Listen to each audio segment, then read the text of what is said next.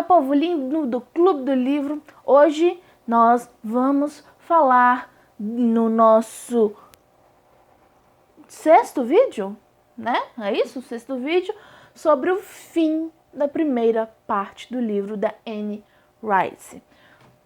Para quem não se importa com spoiler, tá vendo esse vídeo antes de ler o livro, eu tenho que mostrar para vocês do que eu tô falando. A Anne Rice, ela divide o livro dela em partes. Primeira parte. Deixa eu achar aqui para mostrar para vocês.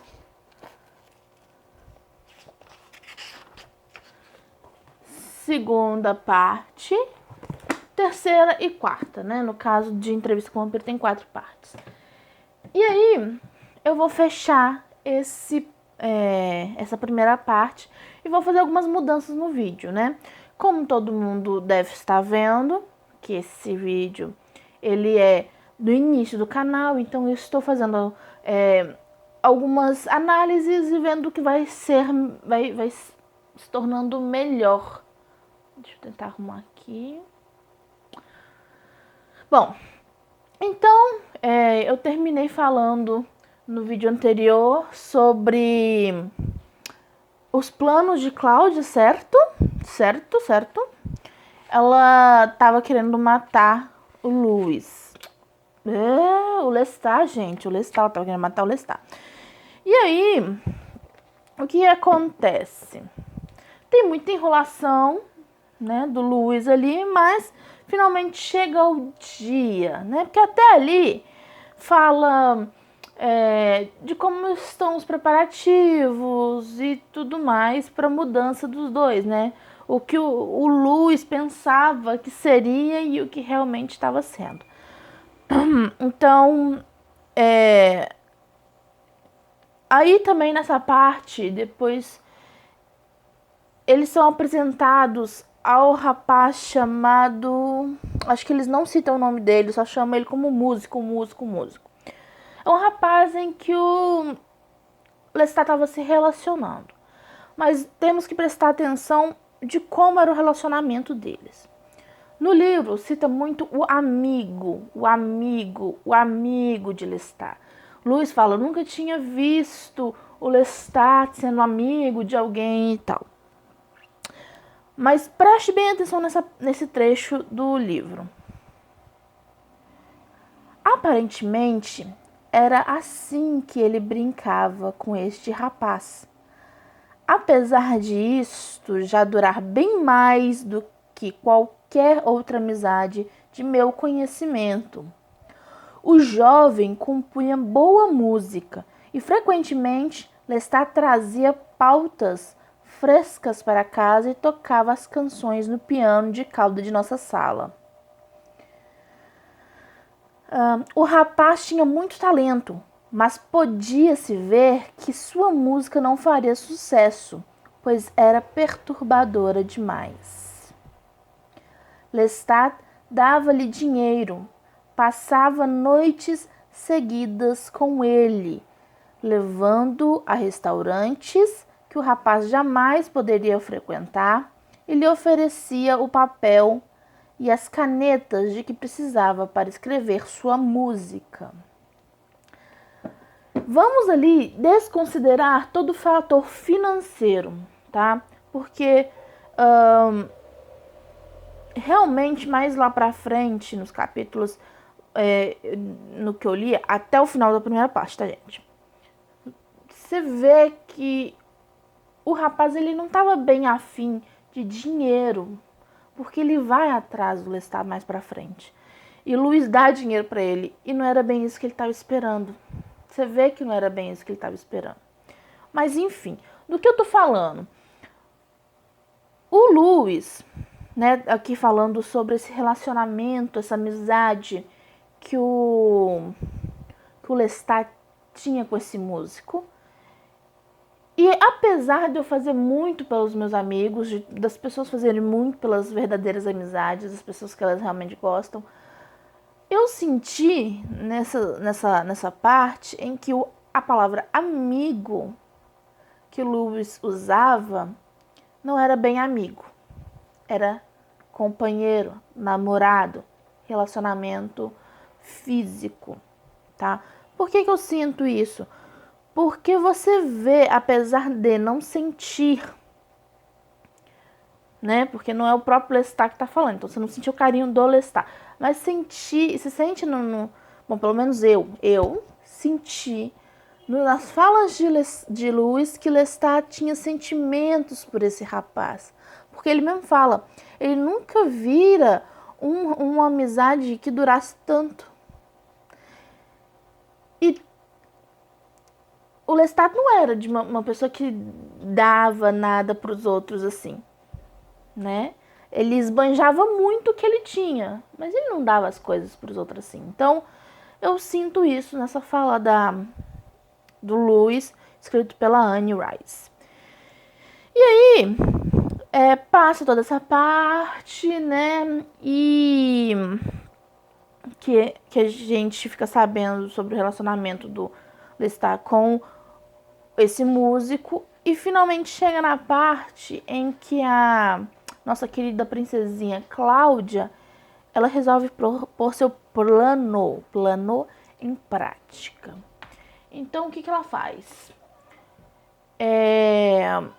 Ela pega 2 crianças, atrai essas crianças com comida, bebida e tudo mais. O Lewis deixa evidente aqui que pareciam 2 órfãos, então foi muito fácil para ela atrair esses órfãos com comida, coisas, vinhos e coisas que eles não teriam acesso, né? E aí, matou os 2 envenenados. Simples assim. Com um veneno que matava lentamente, então mantinha o sangue quente, teoricamente, né? E aí, ela vai lá na sala, isso eles estavam trancados num quarto, o Lestat chegou depois, não viu os meninos chegando, enfim. Depois ela sai desse quarto que ela tava com os meninos e fala, resumindo, Lestat, quero fazer as pazes com você apesar desse seu mau humor. E aí, ela convence ele a ir até o ambiente em que os 2 estavam e falar, presente para você, se alimente. Beleza. E nisso, ela ficou só observando enquanto ele se alimentava de sangue morto. E desde o início do livro tá bem escrito que não pode se alimentar de sangue de morto. Você fica doente. Não alimente-se de sangue de morto. Agora, uma coisa que me deixa bem cafifada. Muito cafifada. Pensem nisso. Toda a descrição do Lewis sobre os momentos que ele se alimentou, a conexão com a presa e tal, de ouvir o coração bater e tudo mais. O Lestat não conseguiu ver que os meninos estavam mortos? Ou os meninos estavam morrendo enquanto ele se alimentava? Mas se eles estavam morrendo enquanto o Lestat se alimentava, não faria tanto mal. Então aí eu fiquei meio assim, né? Mas enfim, o Lestat, provavelmente, ele não viu por pura ganância. Aí eu ganhei a parada. A Cláudia não vai qual que é a palavra? Atormentar mais com perguntas. Venci, sou vitorioso, vou me banquetear. Pode ter sido isso, soberba. Então, ele se alimentou e começou a passar muito, muito mal. Suplicando pro Lewis levá-lo até o caixão dele para ele descansar e, enfim, tentar melhorar. Só que a Cláudia falou para ele não se intrometer. E ele ficou lá e a Cláudia pulou com o negócio na mão e cortou-lhe a garganta e ele ficou jorrando sangue. No final, Lewis não queria participar disso e teve que se livrar do corpo do Lestat e mais do corpo dos gêmeos. Né? Dos gêmeos não, desculpa. Hora nenhuma falou que era gêmeos. Dos 2 meninos que aparentavam ter ali menos de 14 anos e que também aparentavam ser órfãos porque eles estavam vestidos muito iguaizinhos. Então, me remeteu ao orfanato, uniforme de orfanato, alguma coisa assim. Então, teve que se livrar desses dois rapazes mais do Lestat. Então ele levou todo mundo pro pântano, né? Ele teve que ajudar a se livrar, apesar de não querer participar, mas teve problemas, né? Se exploda, você vai participar. É basicamente isso que ele quis dizer. E passou nisso, chega as próximas partes e fica só naquela lenga-lenga. Eu acho que eu bati o microfone. Fica só naquela lenga-lenga de... Ai, assim, assado, eu passei, eu olhei, eu me despedi, não sei o quê. Teve uma parte que ele entra na igreja e tem alucinações, cara, com Lestat, com Cláudia, com o irmão, com não sei o quê. Resolve se confessar e toda uma bagunça aí. E aí ele se alimenta do padre, enfim. Nossa, uma lenga-lenga muito chata, porque o Lewis é chato. Não que o livro estava chato, né? Não, o livro estava incrível. Eu fui lendo assim, como outras vezes que eu já fiz. E fui lendo assim, fui engolindo as palavras, estava muito interessante. Só que o Lewis, o personagem Lewis, ele é chato, né? Eu acho ele chato. Ele é muito príncipezinho de Crepúsculo, ele só não brilha, né? Mas ele é bem chato. Não que eu não goste de Crepúsculo, gente, mas enfim. E depois disso tudo, chega o momento que finalmente eles vão partir na viagem para as Europa. Eles finalmente vão... chegou o dia deles entrarem em viagem para embarcar no navio rumo à Europa. E nisso acontece uma movimentação muito estranha. E aí percebem que é o músico. O músico estava... uma movimentação sobrenatural. Era um vampiro, tinha se tornado um vampiro. Numa certa parte que eu pulei sem querer, na hora que eu falei que o músico procuraria o Lestat, né? O Lestat foi morto e sumiu. E o músico estava acostumado a vê-lo quase todo dia, se não todo dia, né, e ter o seu convívio com o Lestat. E ele foi atrás do Lestat, procurou o Lestat e queria realmente de coração saber onde é que ele estava, se ele estava bem, o que estava acontecendo com ele. E o Luiz tentando despachá-lo e ele deu dinheiro, né? Ele perguntava, o Lestat falou alguma coisa sobre mim, deixou alguma coisa pra mim, né? Como assim? Tinha alguma coisa entre eles e o Luiz deu dinheiro e estava claro que não era isso que ele queria, apesar de ele estar muito magro, com uma aparência sofrida e tudo. Você via que não era bem o dinheiro que ele recebeu, que se fosse dinheiro, ele pegaria dinheiro e ia embora. Ele não ia querer mais saber do Lestat. Ele continuou fazendo perguntas, enfim. Então se via que esse rapaz era sim devoto a Lestat, amava o Lestat de alguma forma, mesmo que se for realmente na verídica amizade. E lembrando, o Lewis é um homem de 1700, então talvez no livro esteja escrito amizade de propósito, né? Porque se você for parar para analisar, um homem de 1700 falar que um homem estava namorando com outro homem, tendo relações com outro homem, apesar de estar naquele impasse todo com o Lestat, ele não iria conseguir bem desenvolver isso, não. Tá? Eu tenho na minha mente que se um homem de 60 anos, ou até uma mulher mesmo de 60 anos, fala de gay, mesmo que seja um idoso muito liberal, você vê que tem uma certa retenção ali sobre o assunto. Imagina de 1700. Não sei também, talvez não seja. Foi só coisa que passou na minha cabeça.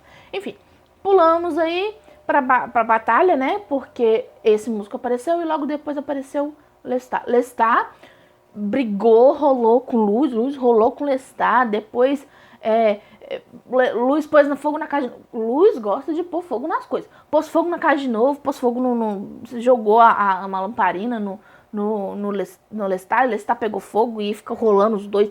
E o músico veio brigar com a Cláudia e ficou os dois lá, um humano, uma pessoa sem jeito, feito humano, brigando com uma vampira de alguns 70 anos. E aí, 70 anos, foi ótimo. Mas enfim, acabou que Lewis e o rapaz ficou pegando fogo lá na casa, eles fugiram. E aí termina a primeira parte, literalmente assim. Antes deles começarem a viagem deles, então... aqui, a última frase...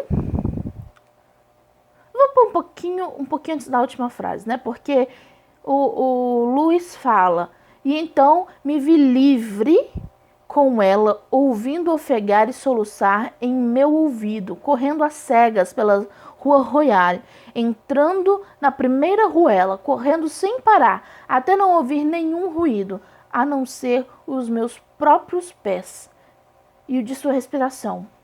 E ficamos parados, o homem e a criança, queimados e doloridos, respirando fundo no silêncio da noite. Última frase da primeira parte do livro.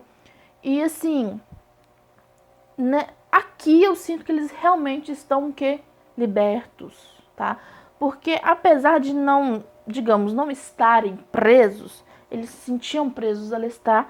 E o Lewis era um cagão, não tinha coragem de fazer nada. A Cláudia já era uma vampira sem instinto humano, só instinto animalesco, vampiresco. E foi lá e fez, e enfim.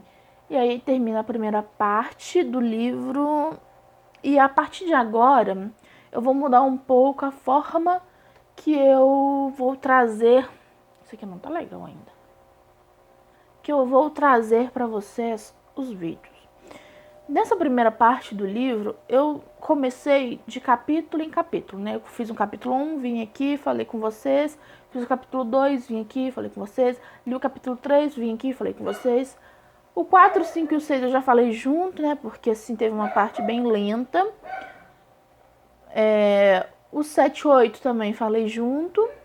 E a partir daí, eu juntei todos os capítulos, não sei nem quantos são mais, e finalizei a primeira parte.